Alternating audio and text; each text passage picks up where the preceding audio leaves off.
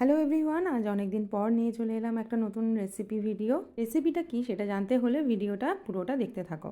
তো প্রথমেই একটা মিক্সিং জারে নিয়ে নিয়েছি কফি পাউডার। বাজার চলতি 2 টাকার যে প্যাকেটগুলো থাকে সেই রকম 4 প্যাকেট নিয়েছি। সাথে নিয়েছি হাফ কাপ চিনি আর হাফ গ্লাস লিকুইড দুধ। এবার আসি মজার একটা জিনিস নিয়ে, সেটা হলো বাটারস্কচ আইসক্রিম। এবার কি একটু বোঝা গেল যে কি তৈরি হতে চলেছে? যাই হোক, মিক্সিং জারে সব জিনিসগুলোকে একবার ভালো করে পাক দিয়ে নিলাম। আর সাথে নিয়ে নিলাম 2টো কাঁচের গ্লাস। কাঁচের গ্লাস হলে দেখতে ভালো হয়, এই আর কি। বাড়িতে চকলেট ছিল, সেটাকেই মেল্ট করে আমি একটা চকলেট সিরাপ বানিয়ে নিয়েছিলাম।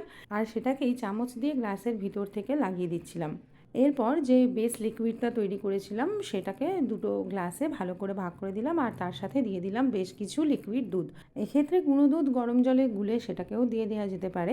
এরপর এই জিনিসটাকে আরও মজাদার বানানোর জন্য উপর থেকে দিয়ে দিলাম 2 চামচ করে বাটারস্কচ আইসক্রিম।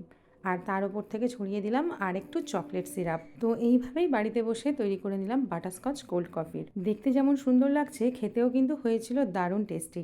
সময় আর সুযোগ হলে তোমরা অবশ্যই এটা বাড়িতে ট্রাই করো।